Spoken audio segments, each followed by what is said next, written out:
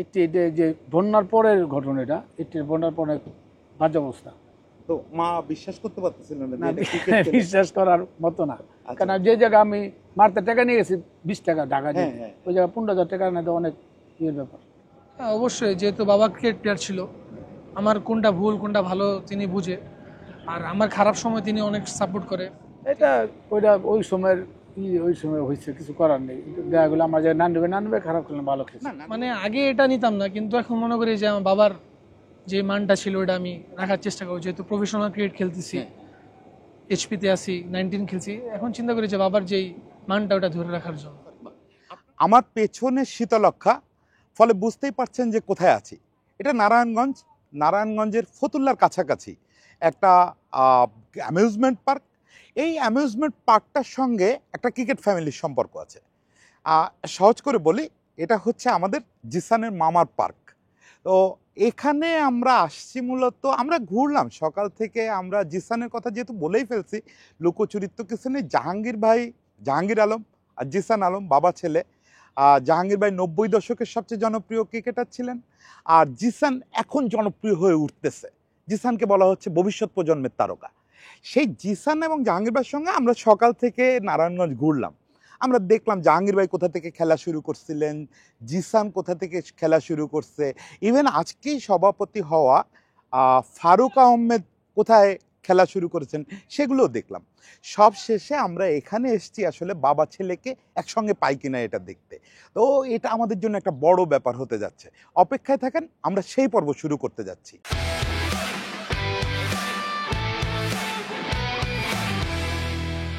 তো যেটা কি বলছিলাম এই আগেই, যে বাংলাদেশের সবচেয়ে নাম করা যে ক্রীড়া পরিবারগুলো আছে তার ভিতরে একটা হচ্ছে জাহাঙ্গীর ভাই ফ্যামিলি, এবং আমার দুই পাশে দুই প্রজন্মের সুপারস্টার। যদিও জিসানকে আমি এখনো সুপারস্টার বলবো না, তাতে ওর উপর চাপ তৈরি হবে, কিন্তু জাহাঙ্গীর ভাইয়ের ব্যাপারে তো বলাই যায়। আপনারা জাহাঙ্গীর ভাইয়ের ব্যাপারে জানেন যে জাহাঙ্গীর ভাই আমাদের 90 দশকের সবচেয়ে বড় তারকাদের একজন ছিলেন। তো মানে পরিচয় আমরা আস্তে আস্তে এর ভিতরে দিব। জাহাঙ্গীর ভাই কিভাবে আমাদের দেশের একাধারে মারকুটে ব্যাটসম্যান এবং ব্যাকরণসম্মত ব্যাটসম্যানের সেরা একজন হয়ে উঠলেন, সেটা আমরা বলবো। এই দুজনের সঙ্গে আমরা গল্প করি। আর জিসান হচ্ছে এই প্রজন্মের কি বলে ঝড় তোলার প্রতীক। মাত্র কয়েকদিন আগে এইচপি ট্যুর করে আসলো, দুর্দান্ত করছে সেখানে। সবচেয়ে বড় কথা, টিমকে ফাইনালে নিয়ে গেছে। সেই জিসান এবং জাহাঙ্গীর ভাই বাবা ছেলে দুজনের মাঝখানে বসে আছে, আমার জীবনের পরম সৌভাগ্য। প্রথমে একটু জিসানকে জিজ্ঞেস করি, জিসান বাবার ব্যাটিং দেখছেন? না, বাবার মানে আগের ব্যাটিং দেখিনি, নর্মালি যে অ্যামেচার খেলাগুলো হয় ফ্রাইডে লিগ, ওই ব্যাটিংগুলো দেখছি। আচ্ছা, তো কি মনে হয় বাবা ভালো ব্যাটসম্যান না আপনি ভালো ব্যাটসম্যান? বাবা ভালো ব্যাটসম্যান। বাবা ভালো ব্যাটসম্যান। জাহাঙ্গীর ভাই কে বেশি মারতে পারে, জিসান না আপনি? জিসানে বেশি মারমুখী ব্যাটসম্যান জিসান। আমি যখন খেলতাম তখন আমি দেখা গেলো একটা দুইটা ওভার দেখে খেলতাম। ওগুলো প্রথম বলেতে চার্জ করে খেলে আর কি। এটা ওর ভালো দিক হইতে পারে, খারাপ দিক হইতে পারে। আচ্ছা, ভালো দিক হলো যে অনেক সময় হয় কি যে প্রথম বলে চার্জ করতে গিয়ে আউট হয়ে যায়, কিন্তু এই দুই একটা বল দেখে তারপর চার্জ করা ভালো হয় আমার মনে হয়। আর এখনকার ক্রিকেটটা একটু অন্য ধরনের হয়ে গেছে। এখানে দেখা গেলো 20 ওভারের খেলা হইতেছে, 100 বলের খেলা হইতেছে, 10 ওভার। ওই খেলার জন্য যে ন্যাচারাল ওই জিনিসটা ভালো আছে। জাহাঙ্গীর ভাই, একটু আপনার কাছে আপনার উঠে আসার গল্পটা শুনতে চাই। আপনি বিভিন্ন সময় বিভিন্ন ইন্টারভিউতে বলছেন যে খুব দারিদ্র্যের মধ্যে ছোটবেলায় উঠে আসছেন, আপনার বাবা কষ্ট করছেন, সেই সময়টা এটা আমি যে আপনার যে মাঠটা দেখে আসলাম, এই ছোট যে ক্রিকেট এই ফুটবল মাঠটা, ওই মাঠটা আমাদের ক্রিকেট মাঠ ছিল। এখন যেমন আপনার দুইটা মাঠ হয়েছে আলাদা আলাদা। কিন্তু আমাদের সময় এত ইজি ছিল, আমাদের সময় অনেক কঠিন ছিল। যে যেন নারায়ণগঞ্জের ফুটবলটা তখন অনেক ভালো ছিল।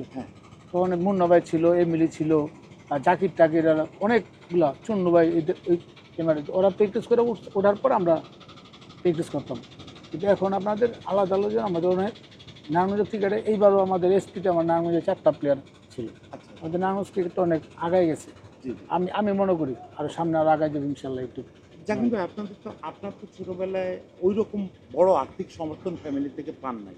আপনার বাবা মানে অত বেশি আসলে হচ্ছে কি, ওই আমার নেশা ছিল ক্রিকেট খেলার প্রচুর নেশা ছিল। যখন আমি 86-এ প্রথম ব্রাদার্সে খেলি, তখন আমি চিন্তা করিনি যে ক্রিকেট যে প্রফেশনাল ঢুকবো, আমি এটা চিন্তা করিনি। যখন আমি ব্রাদার্স খেলে ফেলাইছি, তখন আমি মনে হচ্ছে এটা প্রফেশনাল নেওয়া যাবে। তখন আমি আরও এটা বাড়াই দিছি। ঢাকা থেকে নারায়ণগঞ্জ যাওয়া তো তখন একটা আমি- কষ্টের ব্যাপার ছিল। তখন ঢাকা করো থেকে তো যাওয়া বাসে বা- যেতাম বা ট্রেনে যেতাম, আমি হ্যাঁ। ব্রাদার্স ইনকাম তো আমি ট্রেনে যেতাম, Okay. ট্রেনে যাওয়া আসা করতাম। তখন তার এতই ছিল না, তখন দেখা গেলো ট্রেনে 10 টাকা ভাড়া ছিল, হুম। আর বাসে গেলে 30 টাকা ভাড়া ছিল। হুম। তো অনেকের জন্য অনেক কষ্ট ছিল। কষ্ট ছিল। আপনি প্রথম মনে হয় 15,000 টাকা অ্যাডভান্স পাইছিলেন আজাদ থেকে। আমার- ওইটাই আনার আমার পরে আজাদ আপনার মা বয়সে বিশ্বাস করতে তখন পারতেছিল। তখন হয়েছে কি আপনার যে এই 88 যে বন্যার পরের ঘটনা, এটা 88 বন্যার পরে আপনার ছিল, বন্যার পরে মানুষের তো অনেক 88 বন্যার পরে অনেক বাজে অবস্থা, বন্যার পরের ঘটনা এটা। আচ্ছা। বন্যার পরে এত টাকা আসলে অনেক টাকা, 15,000 টাকা আমাদের জন্য অনেক টাকা। তো মা বিশ্বাস করতে পারতেছিলেন না যে না, এটা ক্রিকেট খেলে। বিশ্বাস করার মতো না। আচ্ছা। কারণ যে জায়গায় আমি মারতে টাকা নিয়ে গেছি 20 টাকা ঢাকা দিয়ে, হ্যাঁ, হ্যাঁ। ওই জায়গায় 15,000 টাকা না তো অনেক ইয়ের ব্যাপার। জি স্যার, আপনার কি নিজের একটু লাকি মনে হয় যে বাবা যে কষ্ট করতেন, আমি যতদূর জানি আপনার দাদা মানে বেশি বড় কোনো কাজ করতেন না, খুব কষ্ট করে ছেলেদের মানুষ করতেন। বাবা চাচারা যত কষ্টের ভিতর থেকে ক্রিকেটে আসছে সেটা তো আপনার করতে হয় না, সেই জায়গায় লাকি মনে হয় নিজেকে? হ্যাঁ অবশ্যই, যেহেতু বাচ্চা যারা সবাই অনেক কষ্ট করছে, ওদিক থেকে আমি ছোটোবেলা থেকে অনেক ভালো লাইফ লিড করতে পারছি আলহামদুলিল্লাহ। যে আমি ছোটোবেলা থেকে আমার কষ্ট করতে হয়নি, বাবা মা সবাই ভালোভাবে আমাকে বড় করছে। জাহির ভাই, যখন মানে আমরা একটু যদি কুইক ফরওয়ার্ড করি, তাহলে আপনি ঢাকার ক্রিকেট খুব ভালো মাতাচ্ছেন, তারপরে আপনি 1 নাম্বার কিপার হয়ে গেলেন নাসুবের পরে। নাসিমের পরে হ্যাঁ, আপনি- 94 আমি একচাটিয়া 90 থেকে আমি 99 ওয়ার্ল্ড কাপ পর্যন্ত টিমে ছিলাম। হ্যাঁ। 2টা আইসিসি খেলছি, 94, 97, 99 ওয়ার্ল্ড কাপ টিমে ছিলাম। আলটিমেটলি আমি খেলতে পারিনি, একটা দুটো ম্যাচ খেলেছি বা ঢাকা লিগে আমি অনেক পারফরমেন্স। আমার একটু বলেন টাইগার জাহাঙ্গীর নামটা করতে গেছে? আসলে যে টাইগার জাহাঙ্গীর নামটা দিচ্ছে আমার রকুল ভাই। আমরা ওই যে যুব এশিয়া কাপ হয়েছিল, আন্ডার 19 এশিয়া কাপ, ওই এশিয়া কাপে আমি শ্রীলঙ্কার এগেনস্টে এই অনেক কুইক দ্রুত রান করছিলাম। রকুল ভাই আমার এই নামটা করছে, রকুল হাসান। আচ্ছা আচ্ছা। তো এই যে টাইগার জাহাঙ্গীর নামের ফলে কি একটু পিটাইতে হবে? তখন হচ্ছে কি এত মারমুখী করে খেলতো না, তো আমি খুব ডাউন উইকেটে যা শট খেলতাম বা কিছু প্যাডেল সুইপ খেলতাম, ওই জায়গায় আমার নামটা ছিল। খুব সাহস নেই ক্রিকেট খেলতাম না। আচ্ছা, ইংল্যান্ডে গিয়ে খুব ভালো ইনিংস খেলছিলেন। ওটা আমি যে ফারুক ভাই আসলে SN ফারুক ভাই হ্যাঁ। আমাদের ম্যানেজার ছিল, উনি ইংল্যান্ডে নিয়ে গেছিল। ওইখানে আমি ইংল্যান্ডে অনেক ভালো পারফরমেন্স করছিলাম। সেঞ্চুরি প্রথম ম্যাচে আমি 100 মারছি, 130 বা 130 মতো নট আউট ছিলাম। ইংল্যান্ডের কন্ডিশনে খেলা তো একটু কঠিন ব্যাপার, ওখানে গিয়ে মানায় নিলেন ওইখানে কেমন? হচ্ছে কি আমরা যাওয়ার পরে এই কয়েকদিন প্র্যাকটিস করছিলাম, তারপরে সেলিম সাহেদারা একটা ম্যাচ খেলতে গেছিলো। হুম, ওইখানে ওরা ম্যাচ খেলার পরে বলছিলাম যে এনে কি বলে, বলটা অনেক সুইং করে। হুম। ওটা আসলে ওই খুব দ্রুত, যে ভালো ব্যাটসম্যান হইতে হলে আপনার প্রথম যে আপনার দুইটা একটা বল দিয়ে একটা বুঝতে হবে যে উইকেটের পজিশনটাকে, উইকেটে কী খেলা দরকার, ওটা যে মানা নিতে পারবে সেই ভালো প্লেয়ার। কিন্তু আপনারা দেশের মাটিতে তো ওইরকম সুইং ওইরকম পেস খেলে উপস্থিত ছিলেন না, ওইখানে গিয়ে সেঞ্চুরি মারাটা তো বিরাট একটা ব্যাপার ছিল। এখন ইংল্যান্ডে সেঞ্চুরি মারলে বড় ব্যাপার। আমার আসলে হচ্ছে কি, আমি তখন আমি টেনিস বল ভিজায়, এখন এই যে আমি টেনিস বল ভিজা প্র্যাকটিস অনেক আগেতেই করতাম পেস বল খেলার জন্য। আচ্ছা। আর আমরা নারায়ণগঞ্জে ম্যাটে ক্রিকেট খেলতাম তো অনেক, হ্যাঁ, হ্যাঁ। যার জন্য নারায়ণগঞ্জের প্লেয়ারদের একটু সাহসটা অনেক বেশি। আচ্ছা। এরপরে জাহাঙ্গীর ভাই 94 আইসিসি ট্রফির কথা যদি বলি, 94 আইসিসি ট্রফিতে আপনি সর্বোচ্চ স্কোরার ছিলেন, হ্যাঁ। কিন্তু আলটিমেটলি আমরা ফেল করলাম কেন? ওই টিমটা ফেল করলো কেন? আসলে হচ্ছে কি, আমরা ওই যে এই হল্যান্ডের আমরা এই খেলাটা জিততে পারি নাই। হল্যান্ড না জিতাতে আমরা ওই সেমিফাইনালে কেনিয়ার সাথে জিততে হইব, ওই ম্যাচটা 295 করলো কেনিয়া, আমরা 13 রানে হারলাম। ওই ম্যাচটা আমরা পিছিয়ে গেছি। ওই ম্যাচটায় ধরেন আমরা তো 1 উইকেট হারায় অবধি অনেকগুলো রান করেছি। 124 রান করছিলাম আমি আর বুলবুল হ্যাঁ। পার্টনারশিপে। ওই দিনকে বুলবুল প্রথম ওপেন করছিল, ফারুক ভাই ছিল ওই টিমের ক্যাপ্টেন। হ্যাঁ। ওই ম্যাচটা 13 রানে হেরে যাওয়াতে আমরা পিছিয়ে গেছি। বুলবুল ভাই কি খুব স্লো ব্যাট করছিল এরকম? না একটা না না, বুলবুল আমার সাথে ওপেন করছিল। হ্যাঁ। হচ্ছে কি 295, ওই সময় 295 অনেক রান। অনেক রান, অনেক। ওই টাইমে আমরা তো এত রান চেজ করার মতো টিম খুব কম চেজ হইতো, কিন্তু হয়ে গেছিলো। মাঠটা একটু ছোটো ছিল, হয়ে গেছিলো, কিন্তু আলটিমেটলি লাস্ট পর্যন্ত আমরা কী করতে পারিনি। ওটা কি আপনার ক্যারিয়ারে একটা ধাক্কা দিছিল যে? আমার কাছে অনেক ওই ম্যাচটা আমার খুব, আমরা কান্দাকাটি করছিলাম, কিন্তু আমার ওই ম্যাচটা মনে আছে জিতার পরে আমরা জিতলে তো 96 সালে এশিয়াই বিশ্বকাপ খেলে। ওই প্রথম আমরা 94 আমরা মনে হচ্ছিল কোয়ালিফাই করে হয়। হ্যাঁ, তখন 3টা টিম ছিল তো, যাচ্ছিল। 3টা টিম ছিল। ওইটার মধ্যে কেনিয়া উঠছিল, এই হল্যান্ড উঠছিলাম করতে পারি না, এই আরব আমিরাত ছিল। আরব আমিরাত। আরব আমিরাত আমরা এই 295 আর লোক আমি 100 মারছিলাম, কিন্তু আলটিমেটলি ম্যাচ জিততে পারিনি। ম্যাচ জিততে পারেন। এরপরে জাহাঙ্গীর ভাই আপনি ঘরোয়া ক্রিকেটে রেগুলার রান করে গেছেন, কিন্তু জাতীয় দলে খুব নিয়মিত ছিলেন না, মানে যেটা পাওয়া উচিত ছিল। আমি 90 থেকে 94 পর্যন্ত জাতীয় দলে একটা না খেলছি, 94 পরে আবার এটা নিয়ে আপ এন্ড ডাউন। আসলে খেলার হলো তোমার আপনার পারফরমেন্স উপরে, অনেক সময় পারফরমেন্স আপ ডাউন করে, এটা এটা আসলে কিছুই না। আমি আবার দেখা গেলো লিগ খেলছি, লিগ খেলে আবার হাই স্কুল আবার ঢুকে গেছি, আমি অনেকবার টিমে আপ ডাউন করছি। আমি ঢাকা লিগ হাইলে আমি লিগের হাই স্টেজও করতাম, বা 2-4-5 জন থাকতাম, আমি অটোমেটিক টিমে আবার ঢুকে যেতাম। কিন্তু আমি ধরেন ওই সময় স্ট্যাটিস্টিক্স আপনি হয়তো একটু বিনয় করে বলতেছেন আপনার পারফরমেন্স খারাপ ছিল, আমি জানি টানা 3 সিজনে আপনি টপ 5 স্কোরারের মধ্যে ছিলাম। 99 ওয়ার্ল্ড কাপে আমার এটা নিয়ে জাতীয় দলে রেগুলার ছিলেন না, এটা কি একটু আপনার প্রতি অবিচার হয় নাই? না, অবিচার এই দিয়ে আমি আর পিছনে যেতে চাই না, এগুলো হইবই, এটা আপস অ্যান্ড ডাউনস হবে, পৃথিবীর সব জায়গায় হয়। মানে এই নিয়ে আর কোনো এগুলি নিয়ে অভিযোগ আমার করতে না, চান না। আমি কিন্তু 99 বিশ্বকাপে আপনার সঙ্গে যেটা হয়েছে এটা তো একটা অমানবিকতা হয়েছে। এটা ওইটা ওই সময়ের ওই সময় হয়েছে, কিছু করার নেই। দেখা গেলো আমার যে 99 খারাপ খেললাম, ভালো খেলছি। না, নান্ডুভাই তো 2টা 50 99 ভালো খেলছি, আমার যে 99 ছিল, কিন্তু আমি আরো দিতে পারতাম, কিন্তু আলটিমেটলি টিমে তো আমি তো প্রথম টিমে ঢুকে গেছিলাম 15 জনের মধ্যে, তারপরে গিয়ে আউট হয়েছে। কিন্তু মানে যেটা হয় যে আপনি বিশ্বকাপ খেলতে গেছেন, আপনি তখন ঘরোয়া লিগের বেস্ট পারফরমারদের একজন, কিন্তু আপনি জানতেছেন আপনার ম্যাচ খেলাবে না, টিমের সঙ্গে আছেন, এইটা খুব কষ্টদায়ক ব্যাপার না? অবশ্যই কষ্ট থাকে, কিন্তু দেশের মানুষ সবাই জানে যে আমি কি ধরনের প্লেয়ার ছিলাম, কিন্তু আলটিমেটলি হয় নাই, কিছু করার নেই। এটা নিয়ে এখন আর আফসোস করেন না। আচ্ছা, এরপরে আপনি টেস্টে যখন আমরা প্রথম টেস্ট খেলতে নামলাম, তার আগেও আপনি বাংলাদেশের প্রথম ফার্স্ট ক্লাস যে টুর্নামেন্ট হলো সেখানে খুব ভালো ওগুলোতে আমি পারফরমেন্স করছিলাম, কিন্তু আলটিমেটলি ওই ওয়ার্ল্ড কাপ পরে আমার আর কল করেনি। টেস্ট দলের যে ডাক পেলেন না, এটা নিয়ে কেমন আফসোস? না, টেস্ট দলে তখন তো আবার নতুন নতুন প্লেয়ার চলে আসছে অনেক, তোরা ওইভাবে চিন্তা করছে যে 2-1 ছাড়া অন্যান্যভাবে খেলতে পারে না টেস্ট, তার একটা বিরাট আক্ষেপ। বুলবুল খেলছে, সুমনরা খেলছে, কিন্তু নতুন প্লেয়ার ঢুকে গেছে পরে আর আমরা মানে আপনার কি এই বয়সে এসে আর ওই পুরনো অভিযোগগুলো আমি করি না, আমি সামনের দিকে যাওয়ার জন্য অলওয়েজ পিছনে ওইগুলি চিন্তা করে লাভ নেই, অলওয়েজ সামনের দিকে। সেই সামনে তাকানোর কথা তো একটা বড় ছেলেটা, সেটাই তো ও যদি ন্যাশনাল টিম খেলতে হইল আমার, মানে আপনার কি মনে হয় যে আপনার যে না পাওয়াটা সেটা জিসানরে দিয়ে হতে পারে? এটা ভাগ্যের ব্যাপার, মানে ও কি পারফরমেন্স করে এটার উপর ডিপেন্ড করে। এখন তো ক্রিকেট অনেক ফাস্ট। তো আমরা একটা জিনিস বুঝলাম যে জাহাঙ্গীর ভাইয়ের যত কষ্ট, আমি দর্শক হিসাবে এবং জাহাঙ্গীর ভাইয়ের ভক্ত হিসাবে যত কষ্ট দেখছি, জাহাঙ্গীর ভাই এখন এই বয়সে এসে আমি মোটামুটি নিশ্চিত এইটা আর মনে করতে চান না। এইটা না চাওয়ার একটা বড় কারণ হচ্ছে জিসান, কারণ জাহাঙ্গীর ভাই জানেন যে জিসান যদি নিজের পটেনশিয়াল অনুযায়ী খেলে, জাহাঙ্গীর ভাইয়ের যে না পাওয়াগুলো আছে এগুলো গুছে যাবে। আসলে ছেলের পাওয়া থেকে বাবার সব অর্জন হয়ে যায়।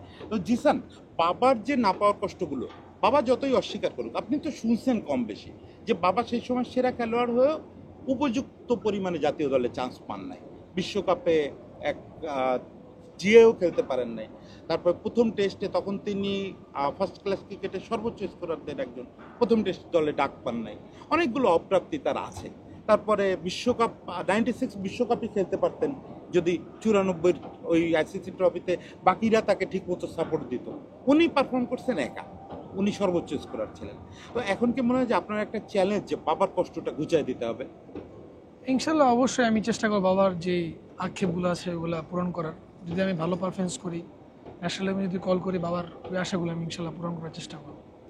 এখন পর্যন্ত নিজের ব্যাটিংটা নিয়ে কি মনে হয়? ধরেন আমাদের দেশে এখন আপনার যে ভাবমূর্তিটা তৈরি হয়েছে সেটা হচ্ছে যে আপনাকে আপনার বন্ধুরা সম্ভবত হিটম্যান বলে ডাকে, রোহিতের মতো, এবং আপনার সঙ্গে রোহিতের ব্যাটিংয়ের খানিকটা মিলও খুঁজে পায় অনেকে।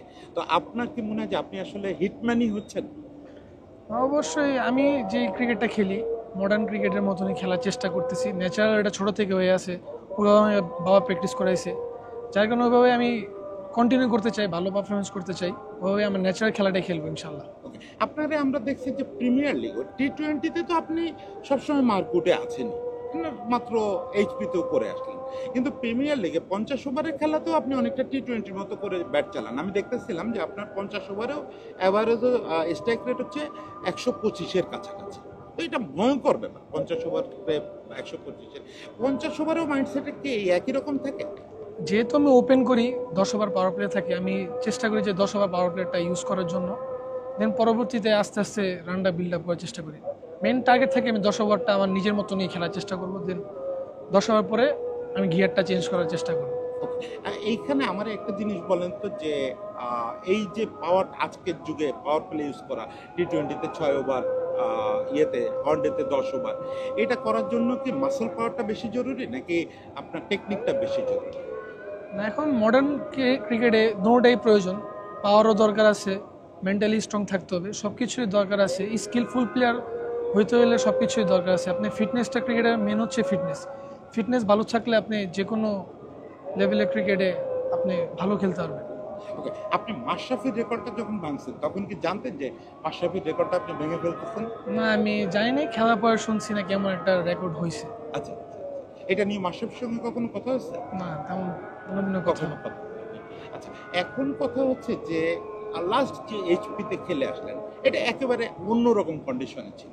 আপনি দেশের বাইরে এর আগে ওয়েস্ট ইন্ডিজে ওয়ার্ল্ড কাপ খেলছেন, আন্ডার-19 ওয়ার্ল্ড কাপ, তারপর পরেরটা কোথায় ছিল আমার? সাউথ আফ্রিকাতে। সাউথ আফ্রিকাতে। তো ভিন্ন ভিন্ন কন্ডিশনে এবার অস্ট্রেলিয়াতে খেললেন। এই যে দেশের বাইরে আমাদের একটা বড় অপ্রাপ্তি হচ্ছে যে আমরা দেশে মারতে পারি এরকম খেলোয়াড় পাই টুকটাক, কিন্তু দেশের বাইরেও পাওয়ার হিট করতেছে এরকম পাই না।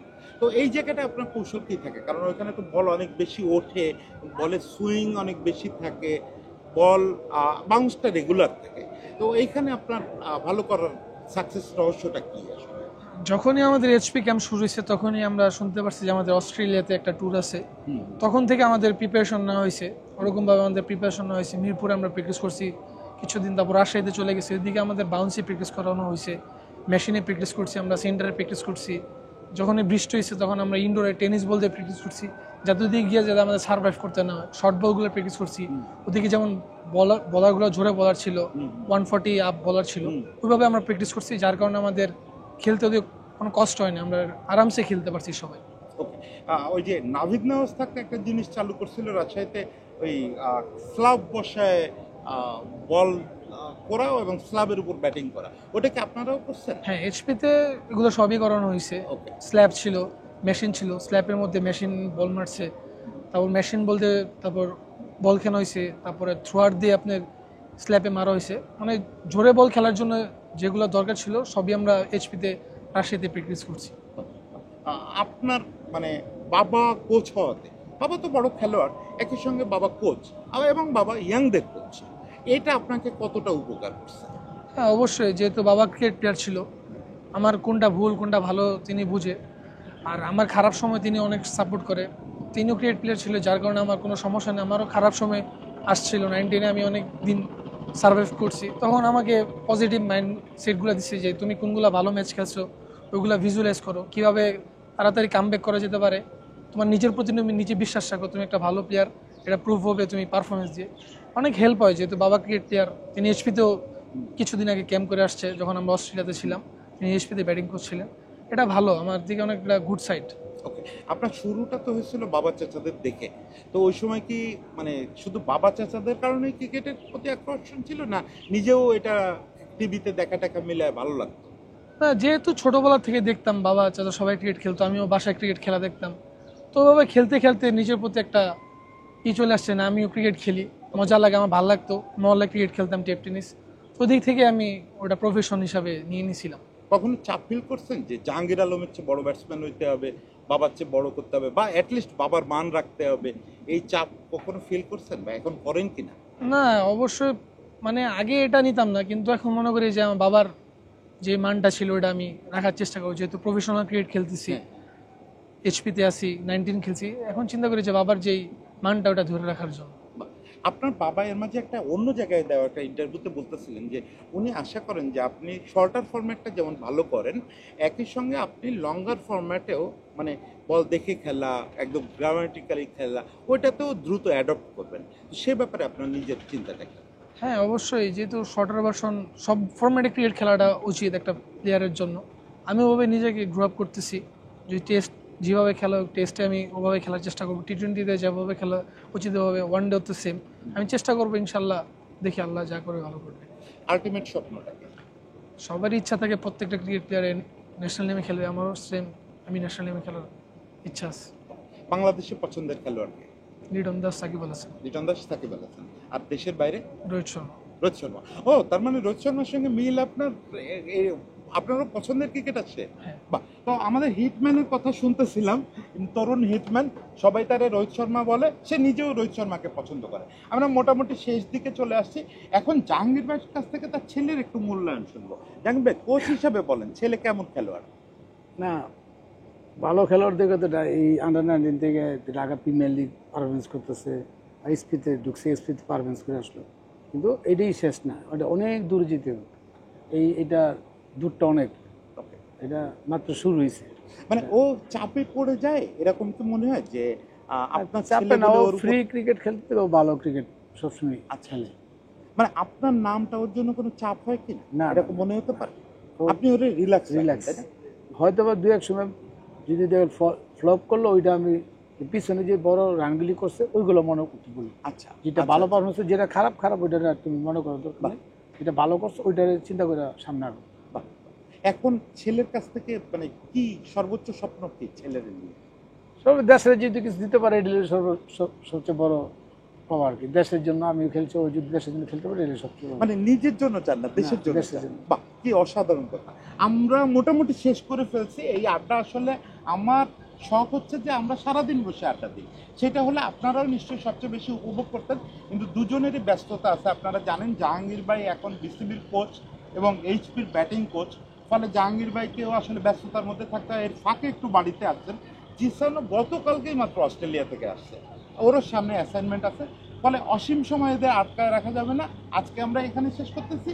আশা করি খুব দ্রুত জাতীয় দলের ওপেনার জিসান আলম এবং জাতীয় দলের ব্যাটিং কোচ জাহাঙ্গীর ভাই, এই দুজনের ইন্টারভিউ নিয়ে আপনাদের দেখায় দিব।